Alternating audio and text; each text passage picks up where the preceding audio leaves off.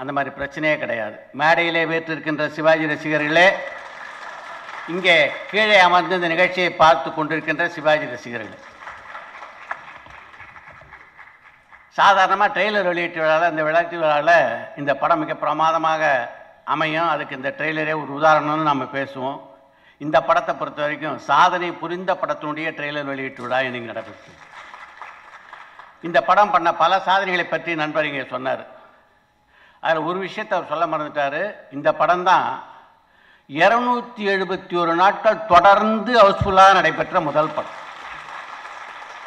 அப்போல்லாம் பார்த்தீங்கன்னா இப்போ மாதிரி 5 ஷோ 6 ஷோலாம் தியேட்டரில் கிடையாது, மொத்தம் 3 ஷோ தான். அப்படி பார்த்தா ஏறக்குறைய 90 நாட்களுக்கு மேலாக இந்த படம் ஹவுஸ்ஃபுல்லாக போயிருக்கு. இந்த படத்தை பார்த்தீங்கன்னா, இப்போ நீங்கள் இந்த ட்ரெய்லரில் பார்த்தீங்க, ஒரு கிண்ணத்தை ஏந்துகிறேன் ஏன் ஏன் ஏன்னு பாட்டு. அந்த பாட்டில் சிவாஜி ஆடி இருக்கிற ஆட்டமும் சரி, அந்த ஸ்டைலும் சரி, யாராவது ஒருத்தரால் இன்னைக்கு பண்ண முடியுமா?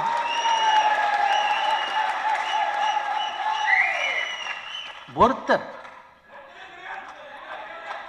தமிழ் சினிமா தோன்றி, தமிழ் சினிமா துவங்கி 100 ஆண்டுகள் ஆச்சு. 100 ஆண்டுகள் கடந்த பின்னும் சிவாஜி போன்ற ஒரு கலைஞரை யாராவது பார்க்க முடியுதா? பக்கத்தில் நிற்கிற மாதிரி.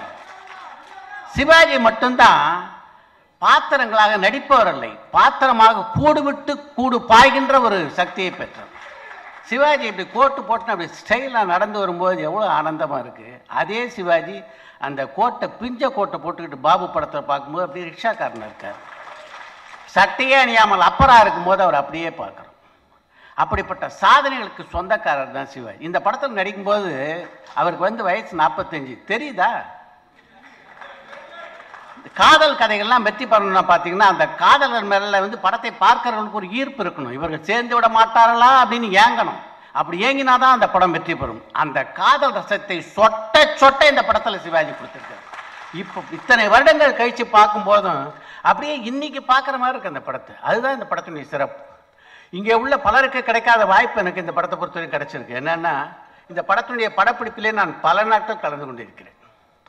அப்போ வந்து எனக்கு தெரிஞ்சு எஸ்.ஏ. சந்திரசேகர் உதவி இயக்குனர் பணியாற்றினார் நினைக்கிறேன் இந்த படத்தில். அதே மாதிரி பிரபல ஹிந்தி பல படங்களை இயக்கியிருக்கிற பாப்பையெல்லாம் கூட இந்த படத்தில் உதவி இயக்குனராக பணியாற்றினார். அந்த செட்டில் சிவாஜி அந்த கோட்டை போட்டுக்கிட்டு ராயலாக நடந்து வரும்போது பார்க்கணும் நீங்கள். இந்த கோட்டு இதெல்லாம் இருக்கு பாருங்கள், டெய்லர் எல்லாருக்கும் தைச்சு தந்துடுவான். சில பேர் போட்டாதான் அது கோட்டு மாதிரி இருக்கும். எல்லாரும் எல்லா ட்ரெஸ்ஸும் போட்டுற முடியாது. சிவாஜியை பொறுத்த வரைக்கும் நடிப்பு கற்றுக்கணுன்னா இப்போ பல பள்ளிகள், நடிப்பு பயிற்சி பள்ளிகள்லாம் இருக்குது. நான் அந்த நடிப்பு பயிற்சி பெற வேண்டும் என்று ஆசைப்படுகிற மாணவர்களுக்கெல்லாம் சொல்வேன், இந்த 1 வருஷம் 2 வருஷம்லாம் போய் படிக்க வேண்டிய அவசியமே கிடையாது. 10 சிவாஜி படம் பாருங்கள் போதும். 10 சிவாஜி படத்தை பார்த்து விட்டு சிவாஜியுடைய வாழ்க்கையை மட்டும் ஒரு முறை படிங்க. அதை விட நடிப்பு பயிற்சி பெறத்துக்கு வேறு ஸ்கூலே தேவை. சிவாஜியை பொறுத்த வரைக்கும் அவருடைய மிகப்பெரிய பெருந்தன்மை என்னென்னா, அவர் பார்த்தீங்கன்னா அவருடைய திரைப்படங்கள் பல ஹிந்தியிலே தயாராகும் போது அவருடைய பாத்திரங்களை ஏற்று நடிப்பதற்கு ஹிந்தி நடிகர்கள் பல பேர் பயப்பட்டிருக்காங்க. என்னால் இந்த பாத்திரத்தை நடிக்கவே முடியாது. யாரால் நவராத்திரியில் சிவாஜி நடித்த 9 பாத்திரத்தை நடிக்கிறதுன்னா அவ்வளோ சுலபமா? அது யாரால் ஏற்று நடிக்க முடியும்? ஹிந்தி நடிகர்கள் புத்திசாலிகள், அதனால் முன்னாடியே சொன்னாங்க என்னால் முடியாதுப்பான்ட்டு. நடித்து தோல்வி பெறுவதை விட முன்னாடியே ஒத்துக்கிறது பெட்டர்னு நினச்சி ஆட்டேன்னாங்க. ஆனால் அப்படிப்பட்ட நடிகர் திலகமான, அப்படிப்பட்ட நடிப்புக்கு சக்கரவர்த்தியாக விளங்குகின்ற சிவாஜி தான் பெரிய நடிகர்னு என்னைக்கா ஒரு நாள் நினச்சிருக்காரான்னா கிடையாது. அதுதான் அவற்றோட மிகப்பெரிய கிரேட்னஸ். அதுக்கு வந்து ஒரு சின்ன சம்பவத்தை உங்களுக்கு வந்து உதாரணமாக சொல்ல விரும்புகிறேன். கௌரவம் படத்தினுடைய படப்பிடிப்பு, அதில் மாதிரி கோர்ட் சீன் ஒன்று வரும். அதில் வசனம் பூரா பேசி முடித்து விட்டு தட்ஸ் ஆல் யுவர் ஆனர் இங்கிலீஷில் சொல்லிட்டு சிவாஜி முடிப்பார். அப்படி சிவாஜி முடிச்சோடனே செட்டில் உள்ள எல்லாரும் கைத்தட்டி அவருடைய நடிப்பை பாராட்டியிருக்காங்க. நடித்து முடிச்சுட்டு அவர் வரும்போது நாகேஷன் பக்கம் வரமன் இருந்திருக்காரு, ஒய்ஜி மகேந்திரன் பக்கத்தில். என்னடா எல்லாரும் பாராட்டுறாங்க, நீ பாராட்ட மாட்டியா அப்படின்னு நாகேஷை பார்த்து கேட்டிருக்காரு சிவாஜி. இன்னும் நாகேஷ் சிவாஜிட்ட சொல்லியிருக்காரு, நீங்கள் சாதாரணமாக இந்த படத்தில் பல சீனில் இங்கிலீஷில் பிச்சு வந்திருக்கீங்க, நான் இன்றைக்கி பேசின இங்கிலீஷு அவ்வளோ சரியில்லை அப்படின்னு இருக்கார். அத்தோடு நின்றா பரவாயில்ல, பக்கத்தில் நிற்கிற ஒய்ஜி மகேந்திரனை காட்டி இவனுக்கும் பிடிக்கலன்னு இருக்கார். ஒய்ஜி மகேந்திரன் அதுதான் ஃபஸ்ட்டு படம். எப்படி இருந்துருப்பாங்க, நம்மளை மொத்தமாக இருந்தாலும் கவுத்துருவான் போல தெரியுது. ஓய்ஜி மந்திர கலக்கமாக நிற்கும்போது சிவாஜி நாகேஷ் பார்த்து சொல்லிருக்காரு, நான் என்ன உங்கள் அம்மா நடத்துகிற பத்மா சேத்தாரி ஸ்கூல்லையா படித்தேன், இல்லை அவங்க தான் எனக்கு சீட்டு கொடுத்தாங்களா, நான் ஏதோ பேசி நடித்தேன், நல்லா இருந்தால் நல்லா இல்லைன்னு சொல்லு, நல்லா இல்லைன்னு நல்லா இல்லைன்னு சொல்லு, அதை விட்டுட்டு எதோ இங்கிலீஷ் ஸ்டைலாக பேசி நடிக்கல அப்படின்லாம் நாகேஷை கிண்டல் பண்ணார் ஒழிய, நேராக அடுத்து வின்சென்ட் கிட்ட போய் இந்த ஷார்ட்டை இன்னொரு எடுத்துடலான்னார். அங்கே தான் கிரேட்னஸ் சிவாஜி. அதாவது அந்த செட்டில் இருக்க எல்லாரும் கைத்தட்டி பாராட்டுறான், ஒரே ஒரு நாகேஷுக்கும் பக்கத்தில் நிற்கிற ஓய்ஜி மகேந்திரனுக்கு மட்டும் பிடிக்கலன்றதுக்காக திரும்பி யாராவது அந்த காட்சியை நடிப்பாங்களா? யாரால முடியும்? அந்த கிரேட். அதாவது நடிப்புக்கே சக்கரவர்த்தியாக இருந்த போது ஒரு நாள் அவனையும் கன்வின்ஸ் பண்ண நினைக்கிறார் பாருங்க. அங்கே தான் சிவாஜி. அதாவது சிவாஜியால் வந்து இத்தனை 300 படங்களுக்கு மேலே நடித்து இத்தனை ஆண்டுகள் சிவாஜி இத்தனை இருந்தார்னா சினிமாவில் அதுக்கு முக்கியமான காரணம் அதுதான். இதே மாதிரி ஒரு அனுபவம் பேசும் தெய்வம் படத்தினுடைய படப்பிடிப்பின் போது நடைபெற்றது. அந்த படத்தினுடைய டைரக்டர் கே.எஸ். கோபாலகிருஷ்ணன். சிவாஜி நடிக்கிறாரு, கே.எஸ். கோபாலகிருஷ்ணன் ஒன் மோர்ன்றார். 5 தரம் ஆச்சு.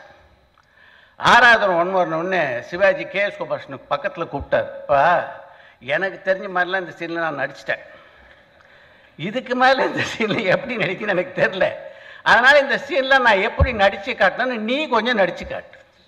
இப்போ இந்த செட்டில் இருக்கவங்க பூரா கோபாலகிருஷ்ணனை பார்க்குறாங்க. எல்லாரும் என்ன நினைக்கிறாங்கன்னா, சார் நீங்கள் நடிப்புக்கே சக்கரவர்த்தி, உங்களுக்கு போய் நான் நடித்து காட்டுறதா, அதனால் தயவுசெய்து இன்னொரு தடவை நடித்து காட்டுருவீங்க அப்படின்னு கோபாலகிருஷ்ணன் சொல்லுவார்னு எல்லோரும் எதிர்பார்த்துட்டு இருக்கும்போது கோபாலகிருஷ்ணன் வேஷ்டியை மடித்து கட்டிக்கிட்டு அந்த சீனில் நடிக்க ஆரம்பிக்கிறார். எல்லாருக்கும் ஷாக்கு. கோபாலகிருஷ்ணன் நடித்து முடித்த உடனே சிவாஜி சரி நான் கிளம்புறேன் வரேன்னு சொல்லிட்டு அந்த செட்டை விட்டு கிளம்பிட்டார். அவர் கிளம்பி வெளில போகும்போது கே.எஸ். கோபாலகிருஷ்ணன் பிரதர் சபரிநாதன் இருக்கார் பாருங்க, அவர் வேகமாக உள்ள நுழைகிறார். இந்த மாதிரி அவர் வந்த உடனே செட்டில் என்ன நடந்ததோ எல்லாரும் சொல்கிறாங்க. அவர் தான் அந்த படத்தினுடைய தயாரிப்பாளர். என்ன இப்படி பண்ணிட்ட, சிவாஜி யார், அவருக்கு போய் நீ நடிப்பு சொல்லி கொடுக்குறதா, எவனா நம்புவானே அதை, உனக்கே இந்த வேலை, சிவாஜி கொடுத்த காட்சி இன்னையோடு அந்த படத்துக்கு முடியுது, இப்போ போனார்னா அவர் திரும்ப வரத்துக்கு 3 மாதம் ஆகும், நாளையிலேருந்து வேறு ஷூட்டிங் போகிறாரு, மொத்தமாக கெடுத்து இந்த படத்தை நான் நினச்ச மாதிரி ரிலீஸ் பண்ண முடியாது போல் தெரியுது அப்படின்னு சொல்லியே போயிட்டார். இப்போ கே.எஸ். கோபாலகிருஷ்ணன் ஒன்றுமே புரியல. சிவாஜி நடிக்க சொல்லி கேட்டதுனால தான் நம்ம நடித்தோம், என்ன தப்புன்னு ஒரே குழப்பத்தை ஒரு ஆஃபீஸில் உட்காந்துருக்கார். உட்காந்துருக்கும்போது நைட்டு 9 மணிக்கு ஃபோன் வருது. நாளைக்கு வந்து காலையில் 7 மணிக்கு சிவாஜி சார் ஷூட்டிங் வரேன்னு இருக்காரு, உங்களை தயார் பண்ணிக்க சொன்னார், உங்கள் ஷூட்டிங்கை முடிச்சுட்டு 11 மணிக்கு அடுத்த ஷூட்டிங் போகிறாரான்ட்டு. உடனே கோபாலகிருஷ்ணன் மகிழ்ச்சி அடைஞ்சார். நேராக வந்து மறுநாள் காத்தால படப்பிடிப்புக்கு ஏற்பாடு நடந்தது. கார்த்தால சிவாஜி வரார். வந்த உடனே அந்த சீனில் நடிக்கிறார். நடித்து முடித்த உடனே மெய்மறந்து போகிறார் கே.எஸ். கோபாலகிருஷ்ணன். இந்த நடிப்பைத்தானங்க நேற்று கேட்டேன், இது நேற்று கொடுக்க மாட்டேன்ட்டீங்களே அப்படின்னு கட்டி அணைச்சிக்கிறார் சிவாஜி.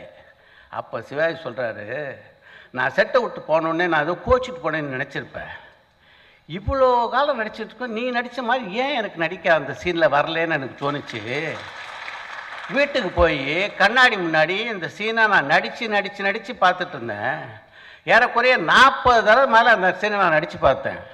என் ஒய்ஃப் கமலா பக்கத்தில் என்னங்க இதான் முதல் படம் மாதிரி கண்ணாடி முன்னாடி வந்து நடிச்சுக்கிட்டீங்களேன்னு கேட்டாங்க. எனக்கு திருப்தி ஏற்பட்ட பிறகு தான் உனக்கு ஃபோன் பண்ண சொன்னேன் சிவாஜி. அங்கே நிற்கிறார் சிவாஜி. இதே மாதிரி ஒரு சம்பவம் என்னுடைய திரைப்படத்தின் போதும் நடந்தது. உங்கள்கிட்ட நான் சில ஃபங்க்ஷனில் பகிர்ந்து கொண்டிருக்கேன்னு நினைக்கிறார். வாழ்க்கை திரைப்படத்தின் போது மறக்க முடியாத சம்பவம் அது. வாழ்க்கை படத்தினுடைய படப்பிடிப்பு மொத்தம் முடிஞ்சிச்சு. அந்த படத்துக்கான டப்பிங்கெல்லாம் பேசி முடிச்சிட்டார் சிவாஜி. படத்தை போட்டு பார்த்தோம் நாங்கள். ரொம்ப பிரமாதம் அமைஞ்சிருந்தது. இருந்தாலும் ஒரே ஒரு காட்சியின் மட்டும் எனக்கு கொஞ்சம் மாற்றி எடுத்தால் நல்லா இருக்குமோன்னு தோணுச்சு. அப்போ சிவாஜி ஒரு படத்தினுடைய பூஜைக்காக ஏவிஎம்ல இருந்தார். அவரை நான் பார்க்க போனோடனே என்ன சித்ரா எப்படி இருந்தது படம், பார்த்தியா நல்லா இருந்தான்னு கேட்டார். ரொம்ப பிரமாதமாக இருக்குது சார், எல்லாருக்குமே திருப்தி, எனக்கு சி.வி. ராஜேந்திரன், இந்த படத்தினுடைய இயக்குனர் சி.வி. ராஜேந்திரன் எல்லாருக்குமே திருப்தியாக இருந்தது அப்படின்னு சிவாஜிகிட்ட பேசும்போது பேசிட்டு கிளம்பும்போது சிவாஜி என்ன பார்த்து சொன்னார், இதில் ஏதாவது ஒரு காட்சி உனக்கு திருப்தி இல்லைன்னா கூட எனக்கு சொல்லு, நான் திரும்பவும் நடிக்கிறேன். அவர் அப்படி கேட்டபோது வேறு யாராக இருந்தாலும் என்ன சொல்லுவாங்க, இல்லை சார் ரொம்ப பிரமாதமாக இருந்தது, ஒன்றும் இல்லைன்னு தானே சொல்லுவாங்க. நம்ம வந்து பார்த்திங்கன்னா இப்போ சின்ன வயசு அவ்வளோ அறிவு அவ்வளோ வளர்ச்சி இல்லை, முதிர்ச்சி இல்லை, அதனால் சார் ஒரே ஒரு காட்சியில் மட்டும் உங்கள் நடிப்பு கொஞ்சம் மாதிரி இருந்தால் நல்லா இருக்குமோன்னு எனக்கு தோணுதுன்னு சொன்னேன். அப்படி நான் சொன்ன உடனே எந்த நடிகராக இருந்தாலும் என்ன சொல்லுவாங்கன்னா, சித்ரா இன்னொரு அந்த படத்தை போட்டுப்பாரு, சரியாக இருக்கும்னு தான் சொல்லுவான். ஏன்னா எனக்கு அது 2வது படம், சிவாஜிக்கு 242வது படம். ஆனால் சிவாஜி என்ன சொன்னார் தெரியுமா? உனக்கு பிடிக்கல நான் சொல்கிறேன், திரும்பவும் அந்த செட்டை போடு, நான் வந்து நடிக்கிறேன் என்றார். திரும்பவும் செட்டை போட்டேன், திரும்பவும் வந்து நடித்தேன். இதெல்லாம் சினிமா உலகில் சகாப்தம் யாராலும் எப்போதாலும் நடக்கவே நடக்காத விஷயம். அப்படிப்பட்ட ஒரு எளிமையான பழக்கத்துக்கு சொந்தக்காரராக அவர் இருந்ததுனால தான் இன்றைய வரைக்கும் இந்த படம் ரிலீஸ் ஆகி எவ்வளோ நாள் ஆச்சு? 40 வருஷத்துக்கு மேலே ஆச்சு. இன்றைக்கும் தமிழ் ரசிகர்கள் கொண்டாடி கொண்டிருக்கிறோம் என்றால் அதுக்கு முக்கியமான காரணம் சிவாஜியினுடைய திறமை மட்டுமல்ல, அவருடைய எளிமையும் தான் என்று கூறி என்னுடைய உரையை முடிக்கிறேன்.